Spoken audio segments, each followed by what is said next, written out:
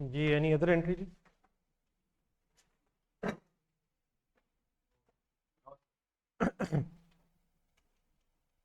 जहाँ तक हुआ था समझ आ गया था। एक एसेट रिवैल्यू है और उसकी डेप्रिसिएशन, एक्विजिशन डेट पे एसेट रिवैल्यू है और उसके बाद 2 साल गुजरे हैं उसकी डेप्रिसिएशन। डन है सर। जी जब एंट्रीज हो जाएंगी तो वर्किंग में पाएंगे और वर्किंग में आके तरह एनालिसिस ऑफ इक्विटी की वर्किंग करवाते हैं।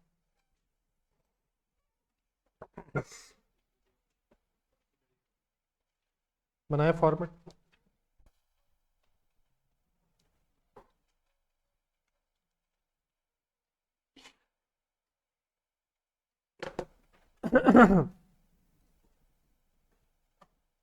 Analysis of equity of parent has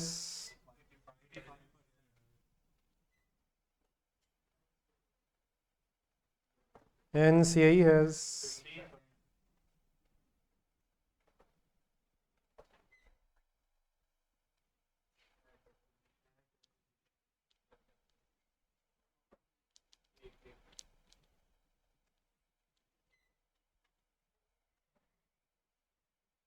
ये बड़ा ऑनलाइन स्टूडेंट्स इकट्ठे हो गए। जी सर ये ज़रा एक मिनट ज़रा रुक के ज़रा सारी फिगर्स देख लें सर। एट एक्विजिशन को डेट है।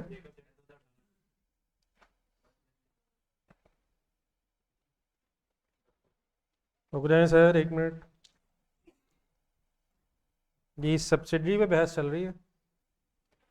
शेयर कैपिटल क्या था?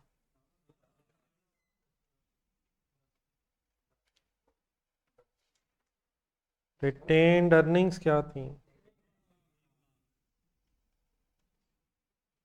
कहाँ देख के बताया? कोई और इक्विटी का कंपोनेंट था मसलन कैपिटल रिजर्व, शेयर प्रीमियम वगैरह वगैरह? न था ना है। It means carrying amount of net assets थी। एंट्रीज में जाए, कोई फेयर वैल्यू एडजस्टमेंट तो नहीं?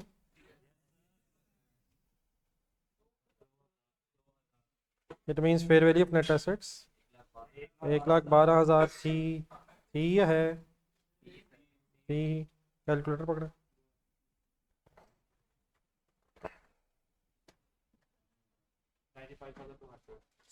95,000 उस फेयर वैल्यू में पेरेंट का शेयर था और 16,800 एनसी का शेयर था। कॉस्ट ऑफ इन्वेस्टमेंट ढूंढना है।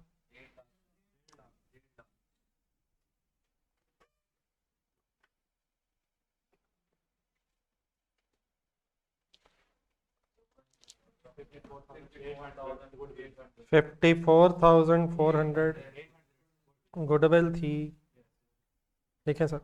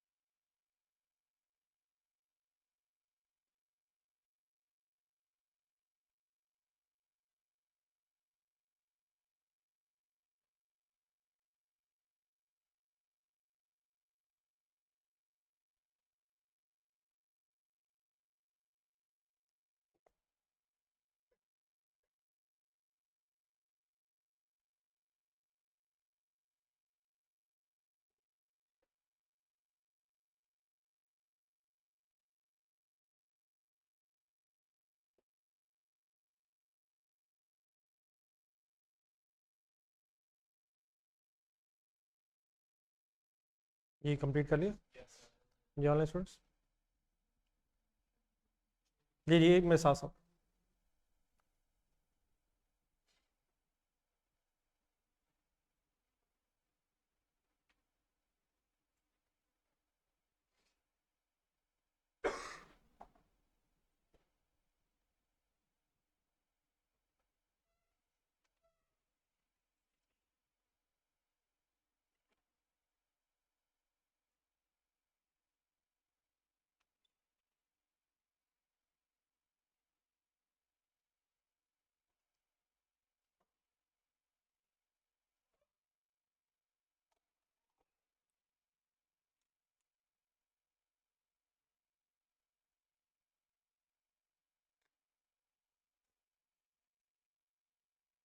जी सर, देन इसके बाद क्या करते हैं? Change in equity F S since, लिखने की जल्दी कर रहे हैं आप। Since acquisition till consolidation date, किस में चेंज कब से कब तक? लिखे बगैर पहले फिगर्स की तलाश शुरू करें। शेयर कैपिटल क्या था, कहाँ देखा है? क्वेश्चन के स्टार्ट में सर, क्वेश्चन के स्टार्ट में गिवन है। नहीं सर, ट्रायल बैलेंस में नहीं देखा इस वक्त, ऊपर सवाल में गिवन है। 1 जनवरी 18 का ट्रायल में, ट्रायल से ऊपर भी शेयर कैपिटल लिखा हुआ था। या अगर देखना ही था तो फिर अपनी वर्किंग में देखना चाहिए था। ट्रायल बैलेंस में क्यों नहीं देखना चाहिए इस वक्त? था, ये तो है।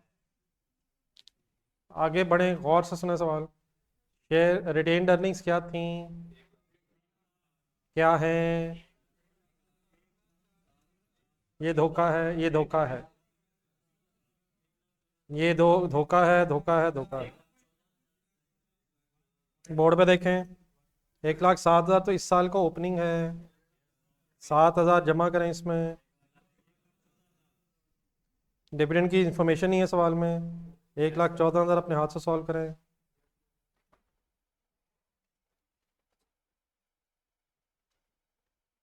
एक लाख 7,000 ओपनिंग था,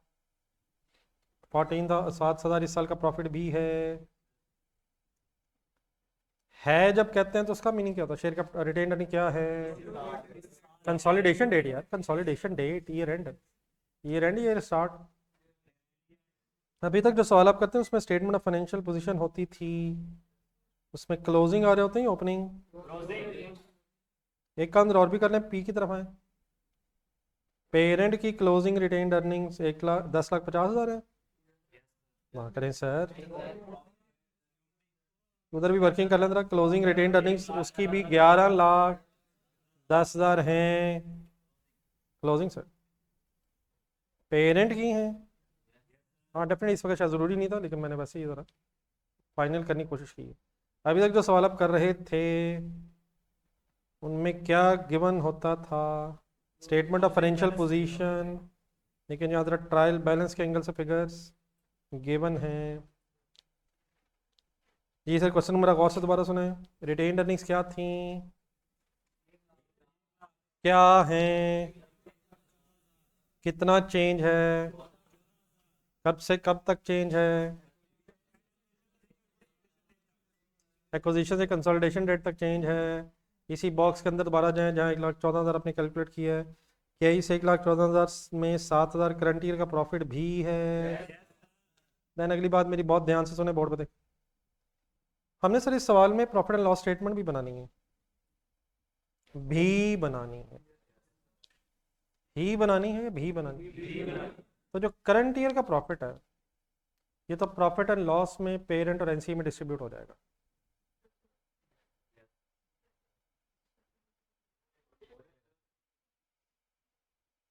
हाँ, क्या पिछले साल का भी कोई प्रॉफिट है? एक्विजिशन डेट क्या है? कंसोलिडेशन डेट 2 साल बाद। तो एक्विजिशन से लेके पिछले साल तक की भी बहस है और करंट ईयर भी बहस है। तो जिन क्वेश्चंस में प्रॉफिट एंड लॉस स्टेटमेंट आप बना रहे हो, क्या बोला सर मैंने? उन क्वेश्चंस में ये जो एनालिसिस ऑफ इक्विटी की वर्किंग है, इसमें सिंस वाली working, since acquisition till the end of last year तक काफी रहेगी। क्या बोला मैंने?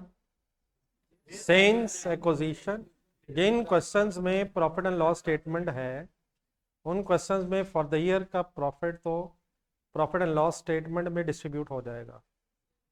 तो ये working since acquisition till the end of last year तक रिस्ट्रिक्ट हो जाएगी।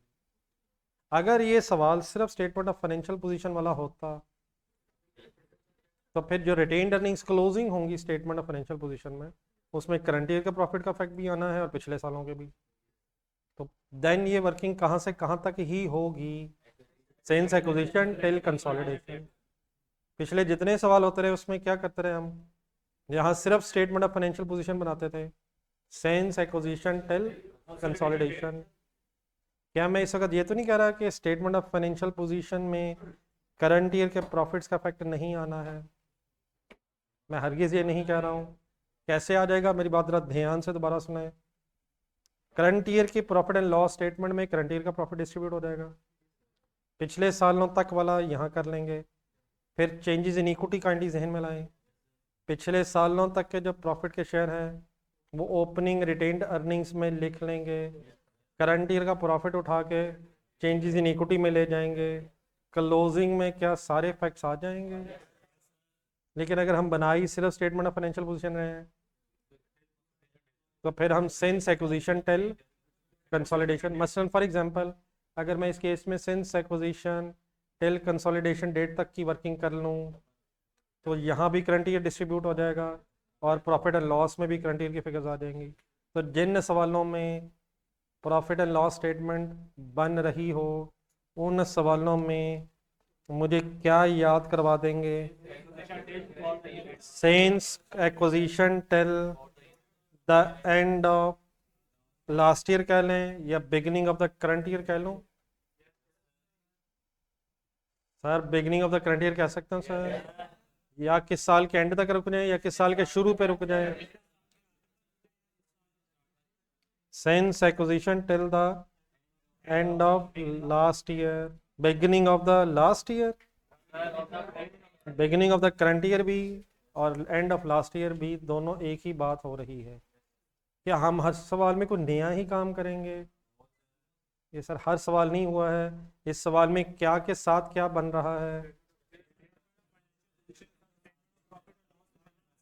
अगर मैं कंसोलिडेशन डेट लिखता तो क्या करंट ईयर का प्रॉफिट भी इसमें आ जाना था, फिर प्रॉफिट एंड लॉस में भी डिस्ट्रीब्यूट हो जाना था, डबलिंग हो जानी थी। लेकिन स्टेटमेंट ऑफ फाइनेंशियल पोजीशन में क्लोजिंग नहीं आते। आ जाएंगे, कहाँ से आ जाएंगे? चेंजेस इन इक्विटी बनाएंगे, प्रॉफिट एंड लॉस स्टेटमेंट और स्टेटमेंट ऑफ फाइनेंशियल पोजीशन को इकट्ठा करने के लिए, लिंक करने के लिए चेंजेस इन इक्विटी बनाएंगे, ओपनिंग उठाएंगे जिसमें पिछले साल तक के इफेक्ट्स आ रहे होंगे, प्रॉफिट कंसोलिडेटेड उठाएंगे उसमें करंट ईयर की एडजस्टमेंट्स आ जाएंगी और इंशाल्लाह क्लोजिंग तक आते आते ओपनिंग और फॉर द ईयर एडजस्टमेंट्स मिला के सारी एडजस्टमेंट्स पूरी हो जाएंगी। डन है सर? देयरफॉर अब सवाल थोड़े से बदल जाएंगे। रिटेन्ड अर्निंग्स क्या थी? 1 लाख। पिछले साल के एंड पे क्या थी? यार जब 1,07,000 ही लेना था तो 1,14,000 क्यों टोटल की है? वो भी क्लोजिंग है, अब जरूरत उसकी है इसलिए वो बात होगी। किन सवालों में सवाल ये हुआ करेगा एक्विजिशन डेट पे क्या थी और अब क्या है, जहां सिर्फ स्टेटमेंट ऑफ फाइनेंशियल पोजीशन बन रही होगी। वरना अब सवाल क्या है, रिटेन्ड अर्निंग्स क्या थी का मतलब एक्विजिशन डेट ही है 1 लाख, लेकिन पिछले साल के एंड तक कितनी थी? 1,07,000। क्या कुछ चेंज था? कब से कब तक यार? डन है सर? क्या रिटेन्ड अर्निंग्स के अलावा किसी और में चेंज तो नहीं है? क्या रिटेन्ड अर्निंग्स थी? पिछले साल के एंड पे क्या थी? एक्विजिशन पे क्या थी? चेंज कितना आया था? उसमें कैलकुलेटर पकड़े।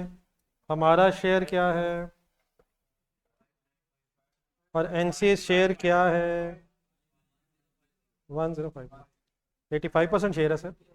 लिखें सर।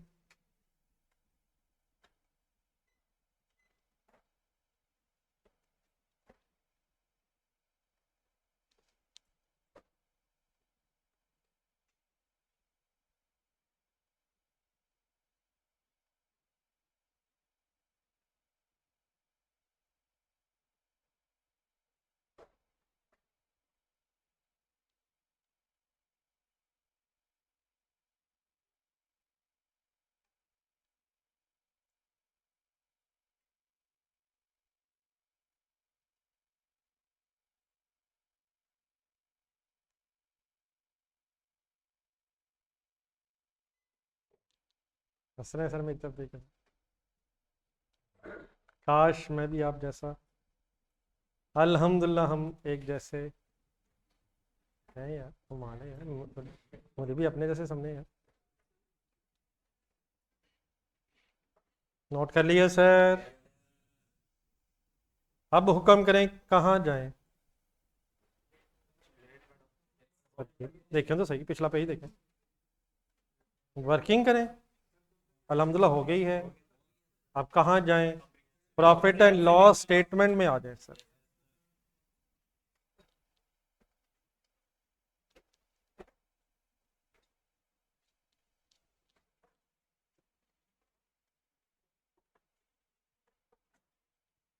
जी ऑनलाइन स्टूडेंट्स साथ हैं सारे?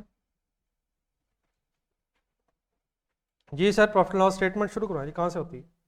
नॉन करंट एसेट, सेल ढूंढें,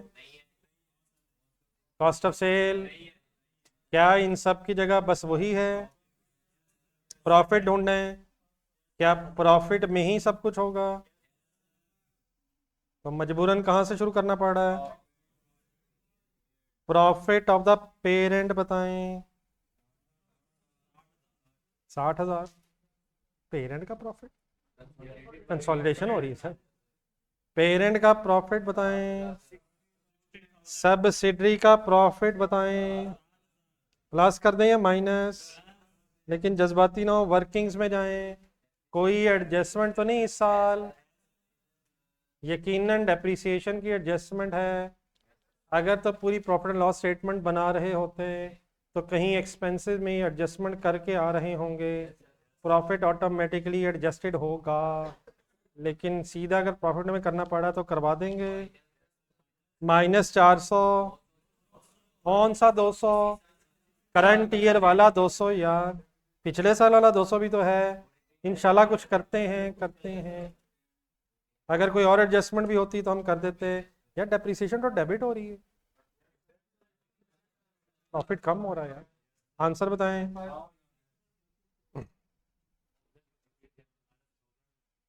रुपीज इन थाउजेंड में सवाल हो रहा है?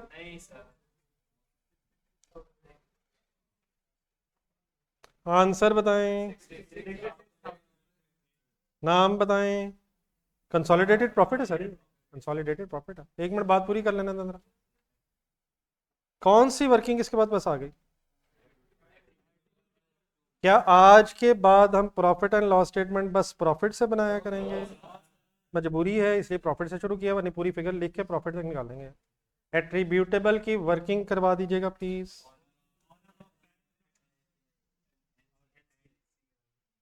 एक्विजिशन ड्यूरिंग द ईयर तो नहीं है? प्लीज यार, कंफर्म है सर? पिछले सालों में एक्विजिशन है यार। क्या ये current year post acquisition period है? Current year post acquisition period है। एनसी का स्टार्टिंग पॉइंट बताएं। सब्सिडी का प्रॉफिट 7,000। अपनी वर्किंग्स में दोबारा जाएं। 1,500। Any adjustment affecting NC? Plus या माइनस? यार 200 पहले माइनस कर तो दिया है। वो कंसोलिडेटेड में ये कहाँ किया है? सब्सिडी, सब्सिडी के प्रॉफिट में। ये सब्सिडी से दोबारा उठाया है। उसमें एडजस्टमेंट हो चुकी थी या होनी है अभी? ये देख लीजिएगा प्लीज, एनी कंफ्यूजन? डबल हो रही है। पहले कंसोलिडेटेड प्रॉफिट में हुई है, और एनसी को शेयर कंसोलिडेटेड प्रॉफिट में से नहीं मिल रहा है, सब्सिडी के सेपरेट प्रॉफिट में एडजस्टमेंट करके मिल रहा है। Multiplied by, answer is, balancing figure बताएं। और अल्हम्दुलिल्लाह हमारी statement of financial position match करेगी। लिखें सर। एसेट्स लाइबिलिटीज और इक्विटी के बराबर हो।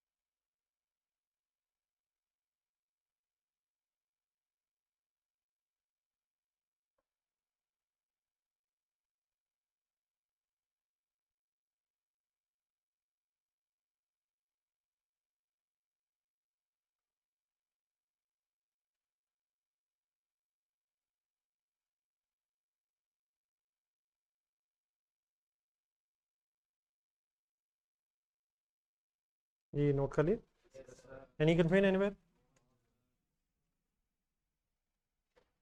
ये एंट्रीज में जाकर जरा डेप्रिसिएशन को टिक लगाया जा सकता है कि ये एडजस्टमेंट हो गई है पूरी एंट्री या सिर्फ डेप्रिसिएशन? अभी सिर्फ डेप्रिसिएशन का डेबिट इफेक्ट टिक हुआ 200 400, कौन सा वाला? डेप्रिसिएशन वाला 200 टिक हुआ है। जी सर, जब ये वर्किंग हो जाएगी तो आप कहाँ आएंगे?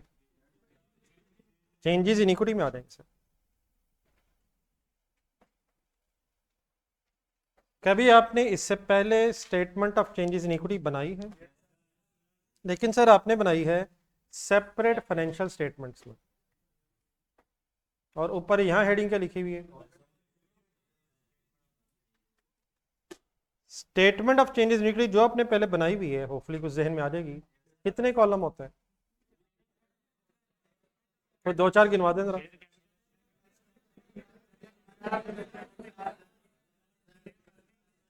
Share capital, premium, retained earning, surplus वगैरह, और अगर एक से ज़्यादा तो टोटल होता है।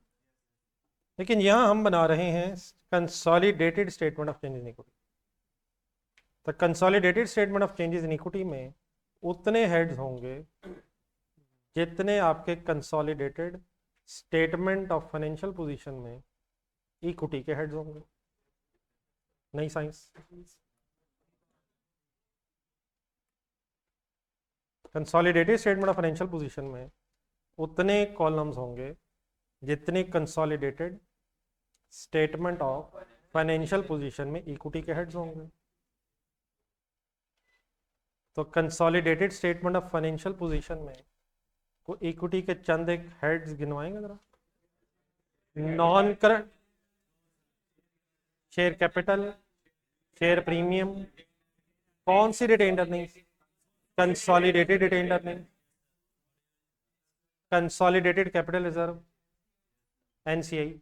NCI is part of equity? NCI is part of equity sir. अभी तक जो सबसे कंप्रीहेंसिव किस्म की statement of financial position consolidate हमने बनाई है वो क्वेश्चन नंबर 3 में शायद है। एक मिनट, क्वेश्चन नंबर 3 का जरा आंसर ढूंढना।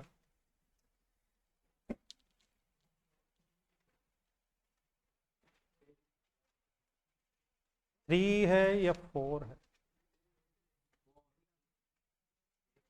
जिसमें कंसोलिडेटेड कैपिटल रिजर्व भी आ रहा है।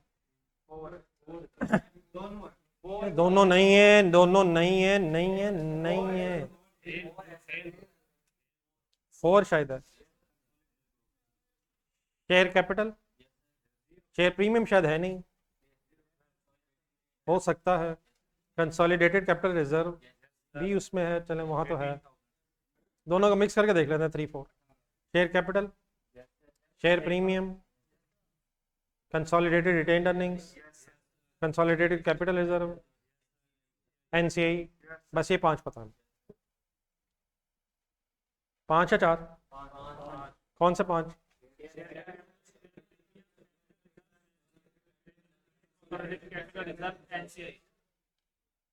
ये मैक्सिमम अभी तक हमें पता है, और डेफिनेटली बाद में एक टोटल है। अब इनको जहन में रखें, अगर हम अपना सवाल देखें सवाल, तो आप सवाल देख के ये फैसला कर सकते हैं डेफिनेटली भी हमने स्टेटमेंट ऑफ फाइनेंशियल पोजीशन बनाई तो नहीं है, तो उसमें से कौन कौन से कंपोनेंट्स ऑफ इक्विटी निकलेंगे कंसोलिडेशन में?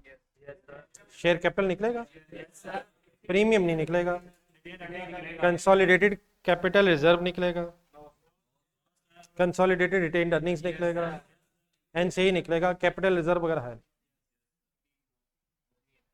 शेयर कैपिटल निकलेगा, consolidated retained earnings, NCI. Entries में एक सरप्लस में तो आया है या था, और क्या वो कट गया है? कहाँ कटा है? नहीं कटा, कोई नहीं कटा। ये बात बार बार जहन में रखनी, वरना इसे तंग करना है। अब डेफिनेटली हमने वो कैंसिलेशन एंट्री नहीं लिखी हुई, कौन सी? गुडविल वाली, लेकिन डेफिनेटली वो हुई है। Share capital, retained earning, surplus debit, investment credit, NCI credit, goodwill debit, ये एंट्री हुई है, तो ये सब कुछ बाहर निकला है। प्री एक्विजिशन सरप्लस जिस दिन आता है उसी दिन कैंसल हो जाता है। हाँ, अगर वो ना हो, वो हो तो बच सकता है। ये वाला जो है ये हमेशा किस कैलकुलेशन में कट जाएगा? कोई बच भी सकता है, अभी वहां तक हम पहुंचे नहीं। ये वाला कौन सा जो एक्विजिशन डेट पे आया था, एक्विजिशन डेट पे गुडविल से कट गया, यहाँ तक ठीक है जी प्लीज। तो हमारे इस क्वेश्चन के मुताबिक कितने कॉलम बनेंगे? जी उस्मान साहब जज़ाकल्लाह। लेकिन एक से पहले कि मैं कॉलम शुरू करूं आप ये बता देंगे शेयर कैपिटल और शेयर प्रीमियम क्या काम है ना? Consolidated statement of financial position में सिर्फ किसका आता है? पेरेंट वाला आता है। एनसी वाला भी तो आता है। पेरेंट वाला वैसे ही कट जाता है, पेरेंट तक वाला वैसे कट जाता है, और एनसी वाला एनसी के सामने आता है। तो शेयर कैपिटल और शेयर प्रीमियम हमेशा consolidated statement of financial position है, पेरेंट वाला आ रहा है। ये अगर चेक करना करना है। सब्सिडी वाला किधर गया? पेरेंट तक कैंसिल हुआ, बाकी एनसी वाला एनसी की फिगर के सामने आ गया। अब बनाइए column. Consolidated statement of change in equity में कितने कॉलम होते हैं? जितने कौन से हेड होते हैं, किसके हेड होते हैं, कहाँ हेड होते हैं, जितने एलिमेंट्स ऑफ अकाउंटिंग होते हैं, asset liability income and expense. मायूसी ना बनाएं प्लीज, सही बताएं। Share capital, consolidated retained earnings, लिख लें। एनसीआई टोटल,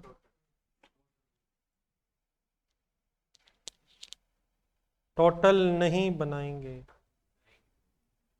अनलेस एग्जामिनर कह दे ना बनाएं। बनाएंगे यार।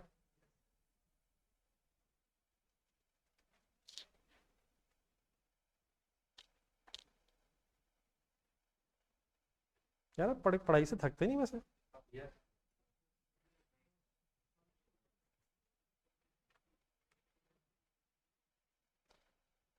हम थकना अफोर्ड नहीं कर सकते सर, क्या हम इंसान हैं सर? ना करेंगे थे कल चले कल थे सस्पेंड हुआ हुआ इंसानियत नहीं, लेकिन इंसानियत सस्पेंड ना करेंगे। ह्यूमन राइट्स ठीक है। मजा ही बड़ा आ रहा है यार, क्या कर। हर गुजरता दिन आपको एग्जामिनेशन हॉल के नज़दीक लेके जा रहा है, और आपकी वजह से मैं फंसा हूं। मैंने तो नहीं देना पेपर, आपने देने। पढ़े यार, सीरियस हो गए क्या? आए यार क्रिकेट खेलते हैं, छोड़ें यार, पढ़ाई तो होती रहती है। अगर ये आवाज़ कभी आए तो क्या ये नौजवान धोखा खा जाएगा? पढ़ाई तो होती रहती ही यार, कहाँ होती रहती भाईजान, कहीं ना कहीं शुरू करते हैं यार। ये सॉरी मैंने आपको डिस्टर्ब किया, आ जाए वापस। ये statement of changes in equity start कहाँ से होती है और एंड कहाँ पे होती है? ओपनिंग से शुरू करते हैं, क्लोजिंग पे एंड करते हैं। यकीनन कंपैरेटिव भी होती है, लेकिन अल्हम्दुलिल्लाह उसकी जरूरत नहीं पड़ेगी कंसोलिडेशन। करंट ईयर के एंगल से बना लेंगे, लेकिन लगता है आपने एंजॉय नहीं किया इस बात को। क्यों नहीं बनाएंगे? कंपैरेटिव का मज़ा नहीं आपको आया, लेकिन अल्हम्दुलिल्लाह ज़रूरत नहीं पड़ेगी कंपैरेटिव की। सवाल देख के बताएं, स्टार्टिंग डेट क्या है? क्या ये एक्विजिशन डेट से शुरू होती है? ब्रॉड डाउन से शुरू होती है सर, तो ब्रॉड डाउन डेट बताएं। 19, और करंट ईयर की जरूरत पड़नी है, पिछले सालों की जरूरत नहीं है, कंपैरेटिव की जरूरत नहीं है। 19 से स्टार्ट करूंगा 1 जनवरी, कहाँ एंड करवाएंगे आप?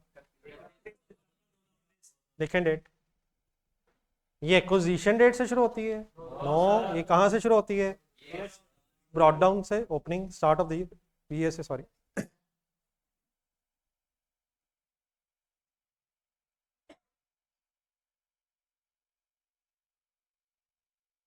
एक एक फिगर इस वक्त समझने वाली, अगर समझ गया तो मैंने आपको पहले कहा था गेम आपकी तरफ है।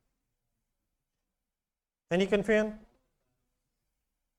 Share capital consolidated statement of change equity बना रहे हैं, सिर्फ किसका आएगा? एनसीआई का। क्या इन्हीं कॉलम्स का closing balance statement of financial position में जाना चाहिए? सोच लें, इन्हीं कॉलम्स का क्लोजिंग बैलेंस शेयर कैपिटल का, रिटेन सीआरई का, एनसी का, वहीं जाना है। तो शेयर कैपिटल के कॉलम में हमेशा किसका कैपिटल आएगा? पेरेंट का कैपिटल ढूंढे।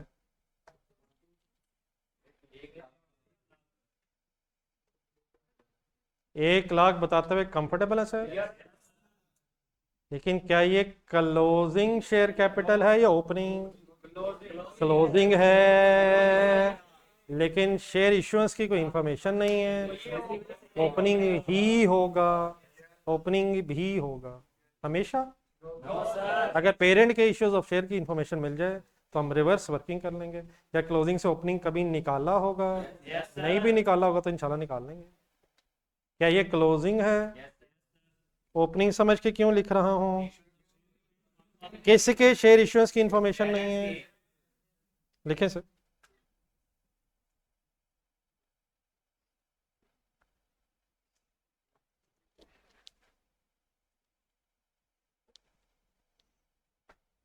जी आगे बढ़े। अब क्या चाहिए? ओपनिंग ढूंढ रहा हूँ। सीआरई पूरे बताएं क्या है? नहीं, वो नहीं, चले ठीक है, कंसोलिडेटेड भी हो गया। अब और opening balance of consolidated retained earnings ढूंढ रहा हूँ। कभी आपने कंसोलिडेटेड रिटेन्ड अर्निंग्स का क्लोजिंग मालूम किया है? मैं इस वक्त क्लोजिंग मालूम कर रहा हूँ या ओपनिंग? लेकिन अगर मैं आपसे कहूं कि मैं 31 दिसंबर 2018 की consolidated statement of financial position का क्लोजिंग रिटेन्ड अर्निंग का सीआरई का बैलेंस ढूंढ रहा हूं, तो मैं सही कह रहा हूं सर? तो ढूंढ लिया है, ढूंढे जरा सवाल में। 11,10,000 की बात हो रही है, 10,50,000 की बात हो रही है। ओपनिंग है, सही कह रहे हैं, 10,50,000। 10,50,000 क्या है? पेरेंट की अपनी रिटेन्ड अर्निंग्स का ब्राउट डाउन है। क्या ये 2018 का क्लोजिंग होगा? लेकिन सेपरेट फाइनेंशियल स्टेटमेंट्स में पेरेंट का क्लोजिंग होगा। मैं भी तो वही ढूंढ रहा हूं। मैं क्या ढूंढ रहा हूं? पूरा यार, पूरा। बहुत कम वर्ड है सर। मैं consolidated statement of financial position of last year का सीआरई का बैलेंस ढूंढ रहा हूं। वो क्लोजिंग मेरे लिए ओपनिंग बनेगा। फुल कंसंट्रेशन, फिगर ढूंढ लेंगे, टेंशन फ्री रहें आप, वो आपका मसला नहीं है।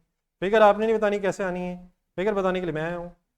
क्या ढूंढ रहे हैं पहले ये फाइनल करना है। क्या ढूंढ रहे हैं? ओपनिंग मींस हम क्लोजिंग ढूंढ रहे हैं। कहाँ का?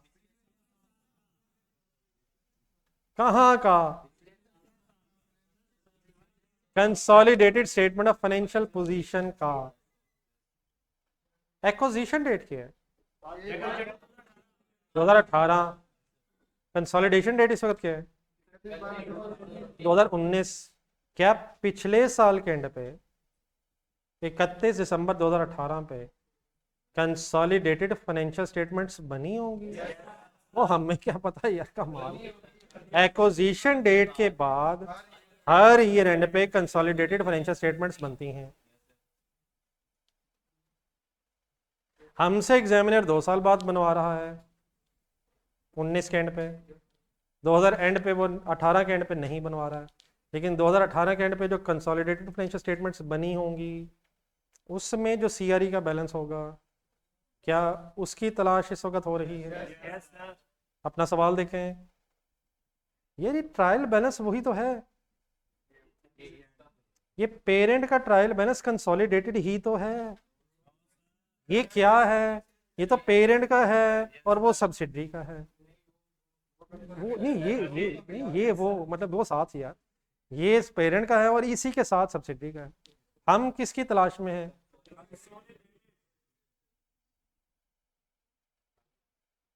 1050 मुझे तो लग रहा है निकलना। नहीं इस तरह नहीं, इस तरह नहीं, रिलैक्स, बिल्कुल ऐसे नहीं है। ये आपका काम नहीं कि ये कैसे निकलेगा, वो इंशाल्लाह मैंने निकालना है। आपका काम सिर्फ ये हो क्या रहा है ये समझ आ जाए। We are searching for the consolidated retained earnings last year closing balance. और प्रॉब्लम इज कि हमारे पास पिछले साल की consolidated statement of financial position नहीं है और कभी भी होगी भी नहीं। कंसोलिडेशन हमेशा एग्जामिनर सेपरेट से करवाता है। अगर फॉर एग्जांपल ये जहां पी और एस का ट्रायल है, यहाँ 2018 की consolidated statement of financial position given होती तो क्या क्या फिर हम वो उठा लेते, वो सीआरई वो और एनसी उठा लेते और यहाँ एज एन ओपनिंग लिख लेते। लेकिन ऐसे कभी भी नहीं होगा, हमेशा सेपरेट से कंसोलिडेशन एग्जामिनर मांगता है। लेकिन हमें चाहिए क्या? पिछले साल के एंड पे जो स्टेटमेंट ऑफ फाइनेंशियल पोजीशन बनी है उसमें जो सीआरई एनसी आ रहा होगा हमें वो लिखना है। तो कोई मसला नहीं है। अब जो मैं करने लगा हूँ ये आप कर नहीं सकेंगे और आपको करने की जरूरत नहीं है। आप सिर्फ जो मैं करने लगा हूँ उसको गौर से देखेंगे कर क्या रहा हूँ। सबसे पहले ये कंफर्म है सबको कि पिछले साल के एंड पे statement of financial position consolidate हुई होगी। किस डेट के बाद हर साल क्या क्या होता है?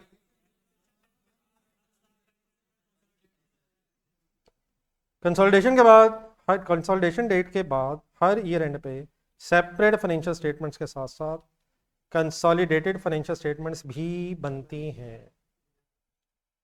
आए सर, पिछले साल चले। अब कॉन्सेप्चुअली स्पीकिंग मैं कहाँ खड़ा हूँ? पिछले साल के एंड पे खड़ा हूँ, पिछले साल के एंड पे खड़ा हूँ। और यकीन पूरी स्टेटमेंट ऑफ फाइनेंशियल पोजीशन से हमारा कंसर्न नहीं है पिछले साल की।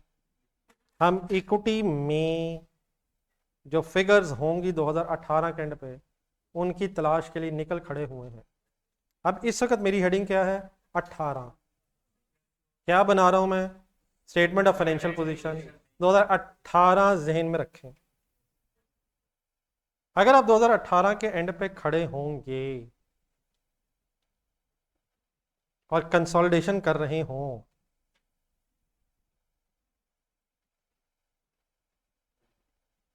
तो आपने ये वाली एंट्रीज की होंगी। 2018 के एंड पे खड़े हैं, एक्विजिशन डेट वाली पहली एंट्री की होगी क्या?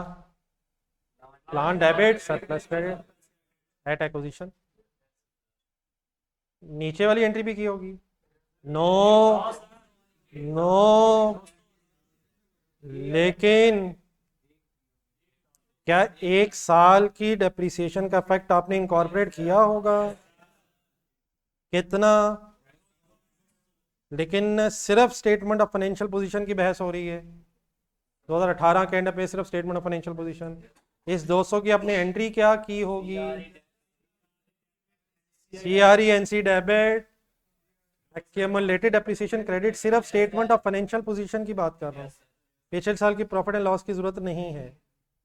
पिछले साल के एंड पे अगर statement of financial position consolidate कर रहे होंगे, सिर्फ क्या कंसोलिडेट कर रहे होंगे? Statement of financial position. तो क्या आपने डेप्रिसिएशन वर्ड लिख के डबल एंट्री की होगी? आपने डेप्रिसिएशन को सीआरई एनसी में डिस्ट्रीब्यूट कर दिया होगा। मुझे जागना होगा, प्लीज भाई को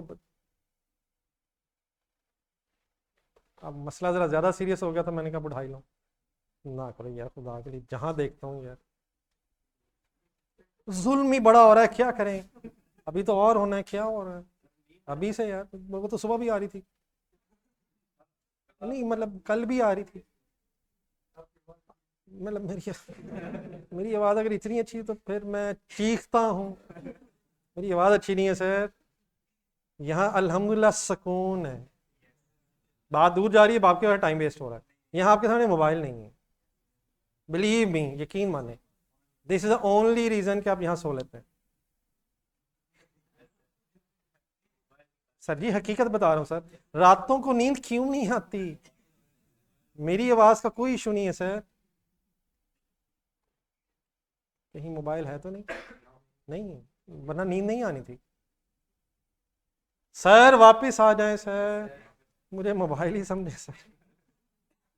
क्या पिछले साल के एंड पे कंसोलिडेशन हुई होगी सर? एट एक्विजिशन पहली एंट्री सेम हुई होगी? क्या एक साल की एक्विजिशन से लेके पिछले साल के एंड तक अपने डेप्रिसिएशन एडजस्टमेंट की होगी? सिर्फ स्टेटमेंट ऑफ फाइनेंशियल पोजीशन अगर बना रहे हैं तो CRE NC debit, accumulated appreciation credit, calculator उठाएं, दोबारा कर लेते हैं। क्या ये आपने किया होगा?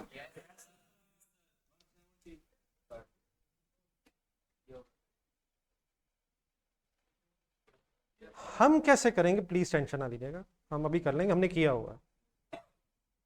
क्या पिछले साल के एंड पे आपने 200 का यही किया होगा? जब आपने ये कर लिया होगा एंट्रीज में, तो फिर आपने पिछले साल के एंड पे एनालिसिस ऑफ इक्विटी की वर्किंग की होगी, एट एक्विजिशन की होगी। क्या शेयर कैपिटल यही मिला होगा?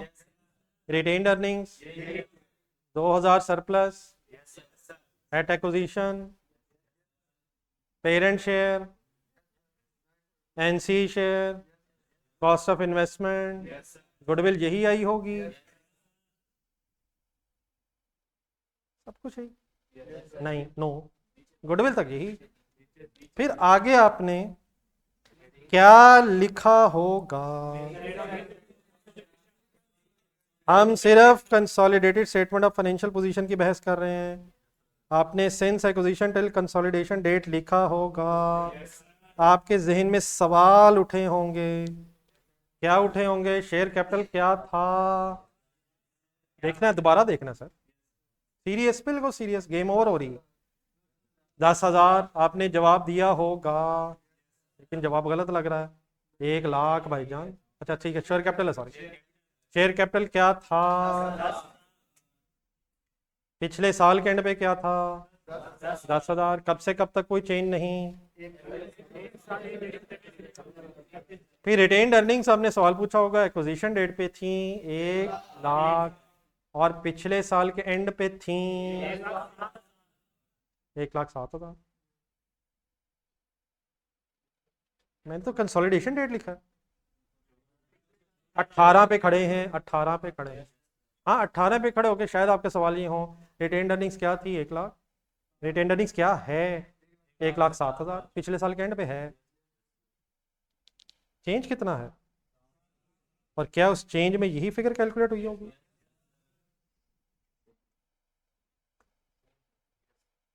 जब ये हो गया होगा, फिर आप स्टेटमेंट ऑफ फाइनेंशियल पोजीशन पे डायरेक्टली इसलिए आए होंगे क्योंकि प्रॉफिट एंड लॉस की कोई बहस नहीं है। फिर यकीनन आपने एसेट्स भी लिखे होंगे, लाइबिलिटीज भी लिखी होंगी, वो हमारा कंसर्न नहीं है। आप कहाँ आए होंगे? शेयर कैपिटल आपने सिर्फ किसका लिख के बहस खत्म कर दी होगी? क्यों? क्योंकि अगला 10,000 कट गया था। कट गया होगा या कट गया था? अब आए सर मेन बहस पर। पिछले साल के एंड पे खड़े होके आप consolidated statement of financial position में सीआरई की वर्किंग कैसे कर रहे होंगे? ऐसे नहीं, रिलैक्स होके कर रहे होंगे। हमने स्टार्ट लिया होगा पेरेंट की क्लोजिंग रिटेन्ड अर्निंग से।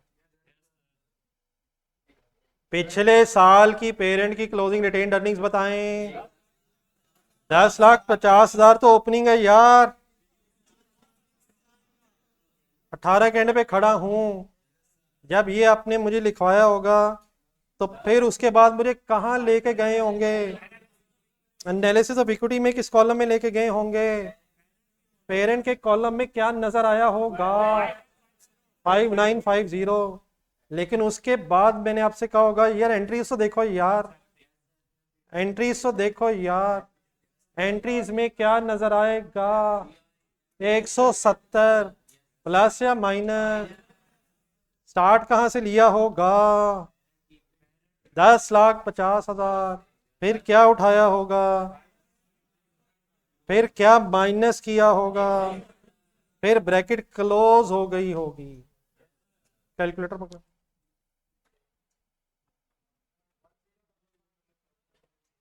क्या पिछले साल के एंड में देयरफॉर 10,55,780 की रिटेन्ड अर्निंग्स का सीआरई बैलेंस आ रहा होगा?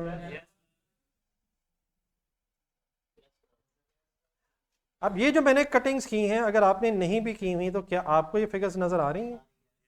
ये 1050 सवाल में नजर आ रहा है, 5950 till the end of last year नजर आ रहा है, और 170 कहाँ नजर आ रहा है? कहाँ कहाँ कहाँ? वो ओपनिंग नजर आ रहा है, असल में पिछले साल की क्लोजिंग फिगर है वो। तो ये टेंशन नहीं है, वो हमें कहाँ से मिलेगा, हमें मिल चुका है। हम जरा कॉन्सेप्चुअली बात को बस क्लियर करना है। जब ये कर लिया होगा तो उसके बाद फिर आपने मुझे एनसी की वर्किंग कैसे लास्ट ईयर करवाई होगी, आप मुझे कहाँ ले गए होंगे?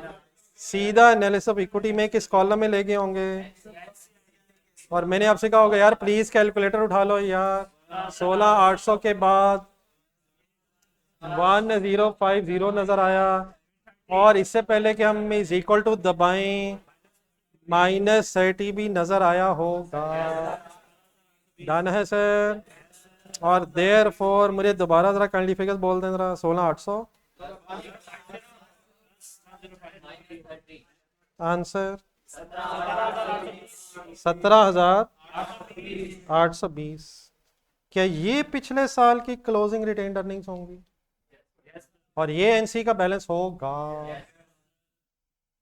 लेकिन ये तो बहुत टफ महसूस हो रहा है।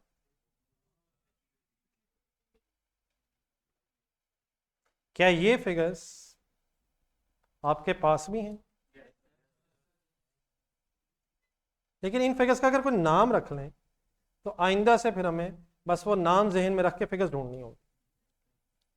10,55,780 सीआरई के अंदर जो फिगर्स हैं, इसी कैलकुलेशन के जो अंदर फिगर्स हैं, इन फिगर्स का कोई नाम सोच लेते हैं 2019 में खड़े होके पिछले साल के एंगल से, ओपनिंग जेम रख के। ये मैंने पिछले साल का क्लोजिंग मालूम किया है, ये इस साल का ओपनिंग? अरे एक ही बात कर रहा हूँ यार, एक ही बात कर रहा हूँ। तो सवाल में रिपीट करें क्या? हम एक ही बात कर रहे हैं सर, लेकिन हम करंट ईयर के एंगल से इसलिए बात करेंगे क्योंकि हमें ओपनिंग की तलाश थी। तो 1050, अच्छा लिखने की टेंशन ना लीजिएगा, ये लिखा भी नजर आएगा, बल्कि अच्छा लिखा ना नजर आए हम अपने हाथ से लिखेंगे। 1050,000 क्या है? सवाल देखें सवाल, ये parent 100% opening retain earning, 100% opening retain earnings of parent only, plus 5950 आप अपने रजिस्टर में ढूंढना। यह है parent share in subsidies post acquisition profits up to the beginning of the year. जादू। 5950 ढूंढे किस कॉलम में? Parent share in the post acquisition, ये पोस्ट एक्विजिशन है 7,000, post acquisition profits of the subsidy up to the beginning of the year. आपने तो लिखा हुआ last year, minus adjustment if any up to the last year, adjustment if any up to the end of last year, up to the beginning of the last year, up to the beginning of the current year, sorry, plus minus, इस वक्त एक minus adjustment है, एक से ज्यादा adjustments होते हैं पिछले सालों में, तो प्लस या minus adjustment if any up to the beginning of the current year. Done है सर? तो लिख लेते हैं इंग्लिश में, दोबारा आप जरा बता दें अपने अपने वर्ड्स में। 10,50,000 के 100% पेरेंट की अपनी रिटेन अर्निंग। 5950 ट्राई करें।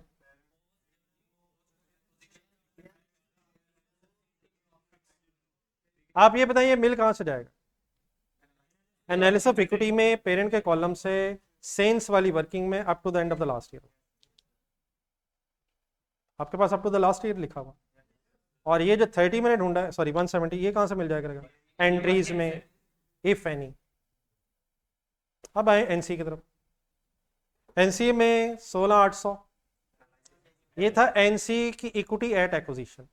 ढूंढने जरा 16800 क्या था? Equity NC at acquisition plus NC share in the post acquisition profits up to the end of the last year plus minus adjustment if any। तो ये जो मैंने साइंस लगाई है पिछले साल की डेट लिख के, इसकी बिल्कुल कोई ज़रूरत नहीं है। हाँ, इसको हम कैसे फाइनली अपने जहन में रख सकते हैं? अब आप अपनी चेंजेस इन इक्विटी में आ जाओ, अपनी चेंजेस इन इक्विटी में आ जाए। बात समझ आ गई प्लीज सबको? लेकिन हाउ टू राइट, आ जाए जरा वर्किंग लिखते हैं। यहाँ चेंजेस इक्विटी आप बना रहे हैं, उसके नीचे 3-4 लाइनें काफ़ी हैं, मैंने जानबूझ के आधा पेज छोड़वाया था। बल्कि अगर मैं कंप्लीट कर लूँ तो फिर लिखना ज़रा इजी हो जाएगा। ओपनिंग सीआरई कैसे आ गई है? 10,50,000 प्लस 5950 माइनस 170। पहले तो ये मैंने फिगर्स एज इट इज लिख दी हैं, इसको जरा एक मिनट सॉल्व कीजिएगा तो फिगर भूल गई मेरे। 1055, ये है 10780। अब ये किन फिगर से बनी है? 100% पेरेंट ओपनिंग रिटेन अर्निंग्स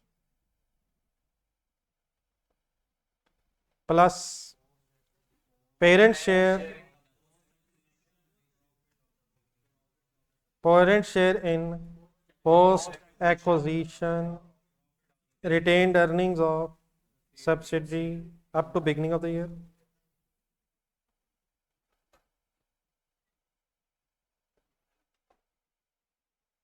और ये 170 क्या है?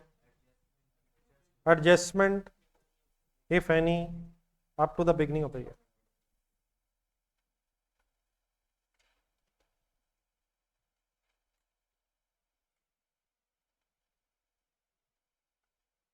नहीं सर? ठीक है सर, ठीक है सर, लिख लें सर, जस्ट अ मिनट यार। एनसीआई की फिगर का ब्रेकअप लिखवाएं जरा क्या है? अगर ये पता चल गया ना आपको कि कहाँ से आ रही हैं, तो ये मसला हमारा हल हो गया हुआ है।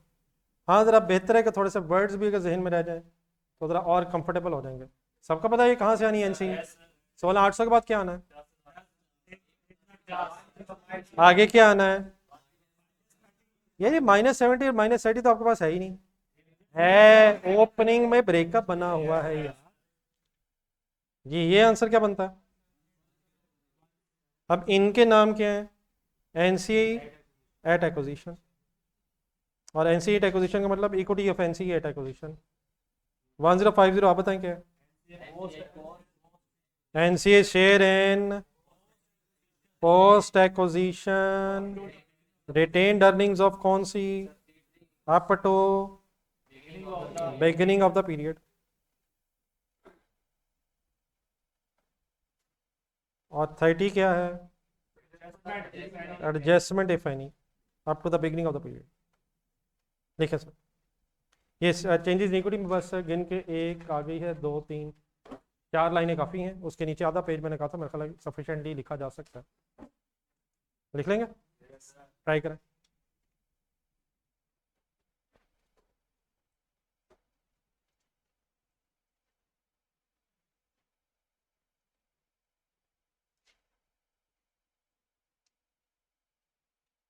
Please online students.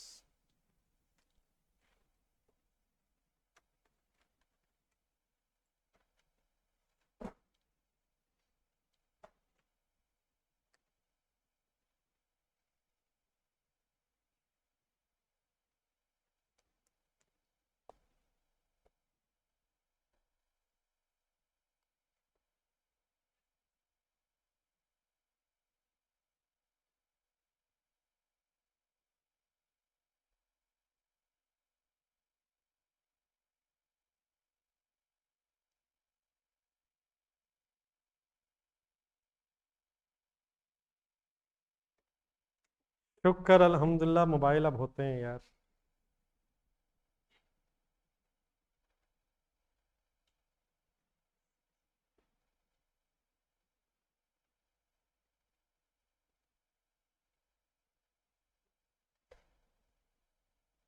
जिन हजरात को क्लास में नींद आती है वैसे सो लेते हैं।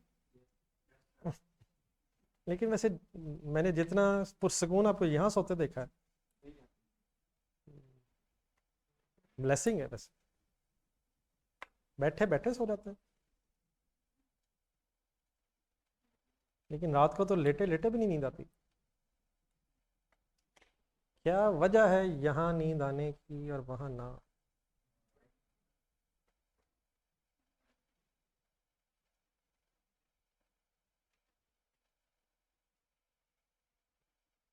हर वक्त क्रिटिसिज्म।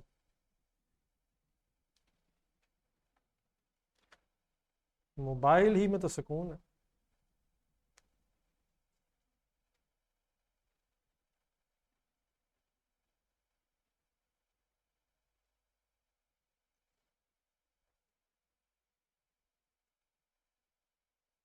ठीक है ना ऑनलाइन स्टूडेंट्स?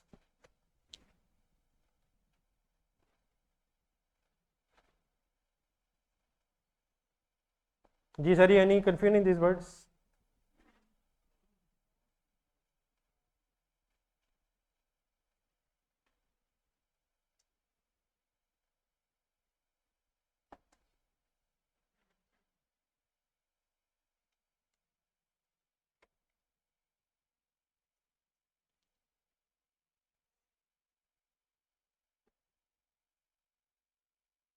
जी सर, नोटेड है। देखिए सर,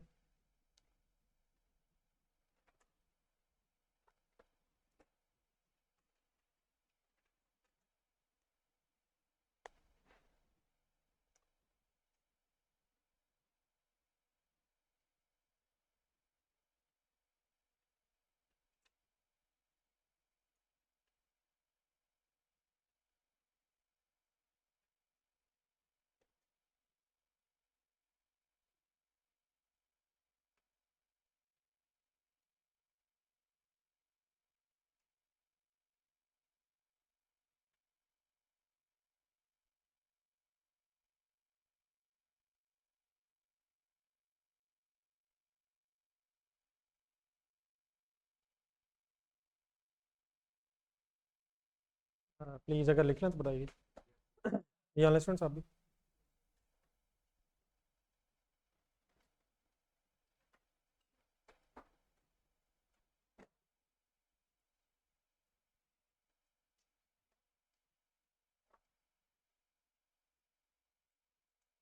कंप्लीटेड है सर? Anybody writing?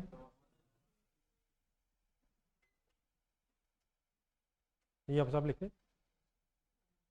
जी सर, अगर मुझे इजाज़त दे दें तो मैं अपना सवाल वैसा ही, अपने सवाल का जवाब वैसा कर लूँ जैसे आपका है। तो फिर हमें कैसे पता चलेगा कि ये ओपनिंग कैसे है? क्या आपको फिर भी पता चल गया है sir? Sense acquisition till the क्या लिखा हुआ है आपने? Till the end of last year लिखा हुआ।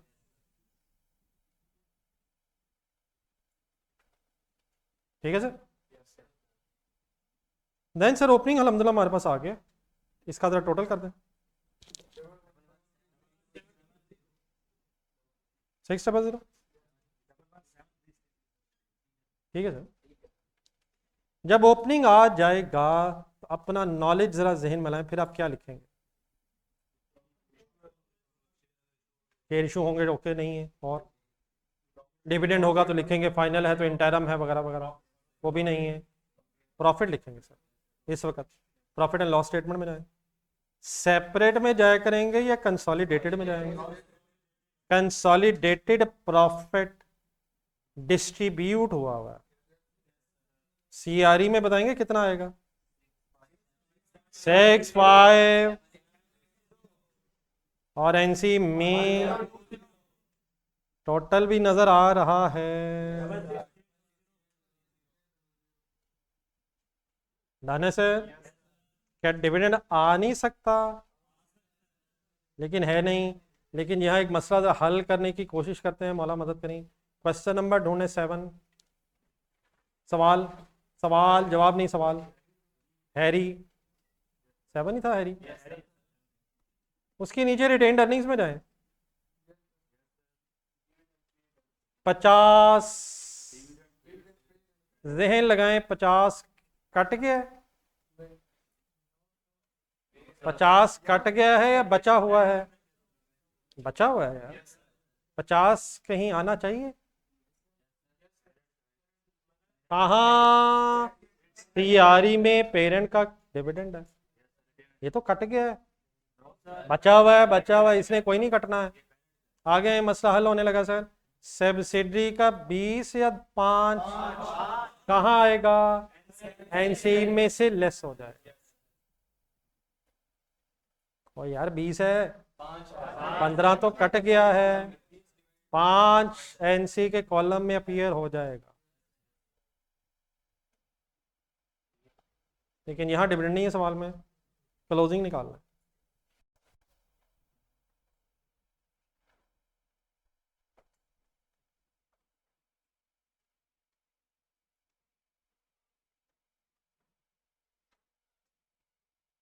ये सर शेयर कैपिटल का ओपनिंग ही क्लोजिंग बन जाएगा, सीआरई का।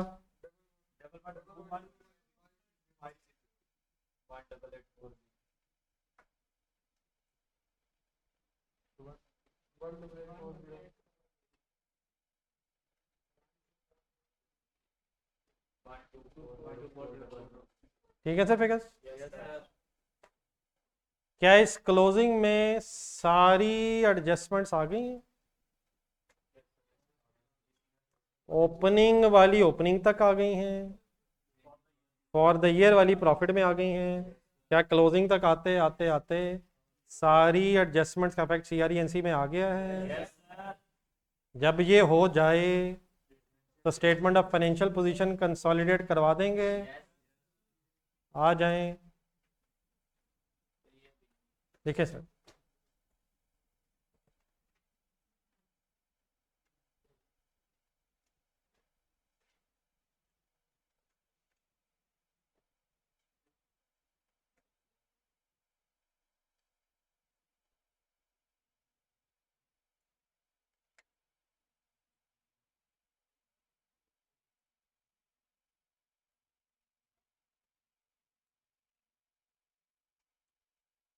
ये अगर लिख लेंगे तो बताइए।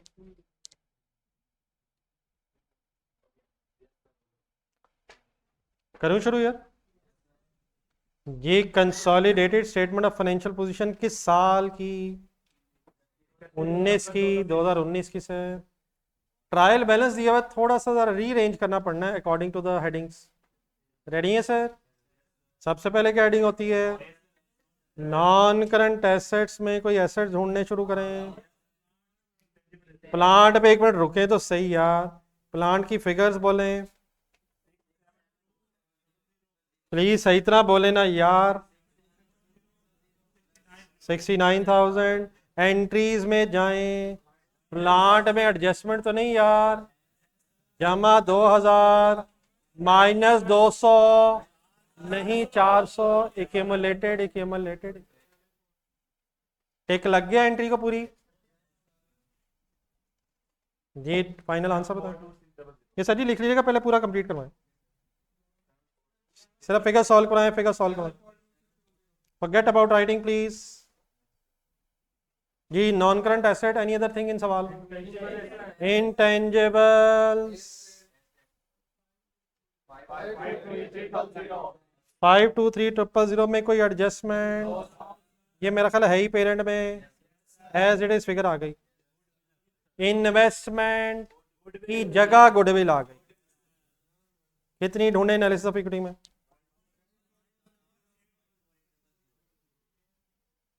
इम्पेयरमेंट की इंफॉर्मेशन नहीं है तो एज इट इज गुडविल आ गई। करंट एसेट एक है, ढूंढे। रिसीवेबल की फिगर लिखवाएं। 45,000 plus any adjustment is equal to total छोड़ दें, आप कर लेंगे, आगे बढ़ें। इक्विटी, जिन क्वेश्चंस में आप statement of changes in equity बना चुके हैं, तो अब टाइम वेस्टिंग है कि दोबारा प्लस माइनस सोचें। अब मुझे कहां से देख के फिगर्स लिखवाने लगे हैं आप लोग? चेंजेस इन इक्विटी में क्लोजिंग बैलेंस बता दें, सीआरई बता दें, टोटल आप कर लेंगे, एनसी बता दें 1, इसका भी टोटल आप इंशाल्लाह कर लेंगे, इसको छोड़ दें। जिन सवालों में आप स्टेटमेंट ऑफ चेंज इक्विटी बना चुके हैं तो फिर दोबारा टाइम वेस्टिंग है, सिंपली क्लोजिंग देख के लिख लें। डन है सर? करंट लाइबिलिटीज में कुछ अकाउंट पेबल की वर्किंग बोल दें। सर सॉरी, एक मिनट ज़रा काइंडली रिपीट कीजिएगा ज़रा। 180,000 प्लस 5,000 इज इक्वल टू 1,85,000। लिखें, अल्लाह का नाम लें, टोटल करें, अगला सवाल शुरू करें। सारी बात सही समझ आई है, आखिरी वर्ड ने सारा मज़ा ख़राब कर दी।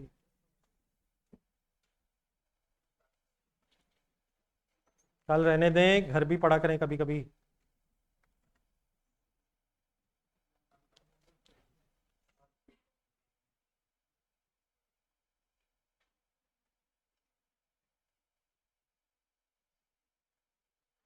टेम्परेरी तौर पे ये चेंजेस इन इक्विटी थोड़ी सी आपको शायद टफ महसूस ज़रूर हुई हो, लेकिन थोड़ी सी अगर कोशिश करेंगे तो इसका बड़ा फ़ायदा है। अगर ये सही बना लें तो फिर ये इक्विटी सारी बनी बनाई मिल जाती है।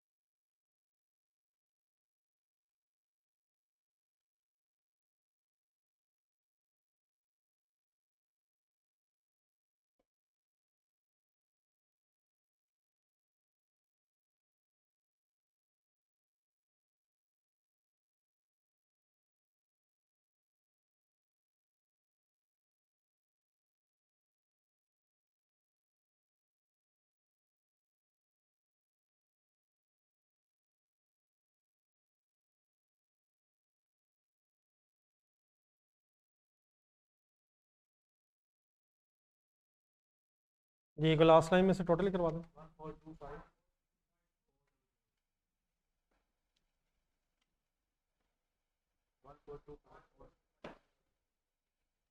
1,425,000 सॉरी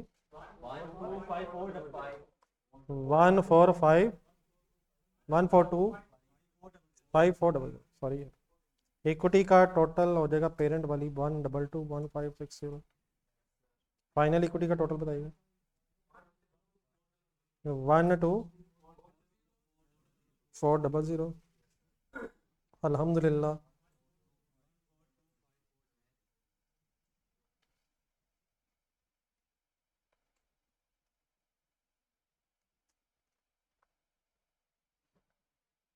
जी सर, बात क्लियर होगी सारी?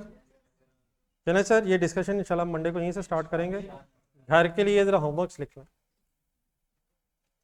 IAS 12 को सुना आप टाइम दे रहे हैं, कहीं ये रूमर गलत तो नहीं है? IAS 12 के टेस्ट वाले सवाल आप कर रहे हैं, होंगे। पेज नंबर ढूंढे 94।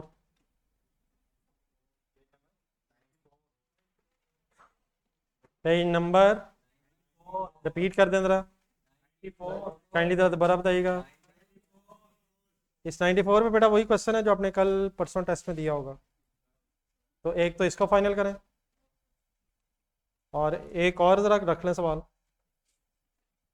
IS 12 ज़रा रिवाइज रखें यार। नेक्स्ट वीक में शायद मंडे के बाद, बल्कि मंडे से शायद फिर आपको कंसल्टेशन को टाइम देना ज़रा। तो कल का दिन ज़रा IS 12 की नज़र ज़रा सही तरह कर दें। तो एक तो ये रख लें, दूसरा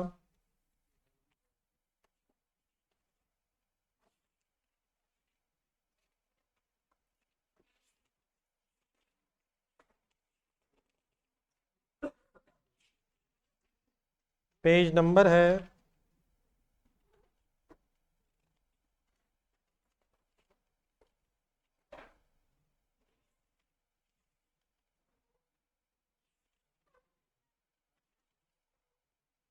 67 है, हैंडसम लिमिटेड। अब मेरा ख्याल है दोनों क्वेश्चन में उचाली में तो शायद मसला रिजॉल्व हो जाए, इसमें शायद एक पॉइंट हो, लेकिन सीरियसली देखिएगा दोनों अच्छे सवाल हैं। उचाली कहाँ तक हुआ था, एक दफ़ा बाद चेक कर लें उसमें रेट्स वगैरह में मसला रिजॉल्व हो गया या नहीं। और हैंडसम में शायद एक जगह पॉइंट आए, लेकिन बहरहाल अगर ये डेफिनेटली जिन लोगों ने टेस्ट दिया आपने तो रिवीजन कर ली होगी, लेकिन जिन लोगों ने अब नहीं टेस्ट दिया वैसे तो ऐसा कोई नहीं होगा, लेकिन अगर ऐसा कोई है तो पहले थोड़ा सा रिवाइज कीजिएगा। इन क्वेश्चंस में शायद एक एक इश्यूज हों, अदरवाइज ये होने चाहिए, तो ज़्यादा इसमें नई चीज़ें भी नहीं हैं। ठीक है, प्लीज़ पेज नंबर बता के उठे ज़रा। 97 एंड 94 एंड 67, 94 एंड 67। अल्लाह हाफिज़।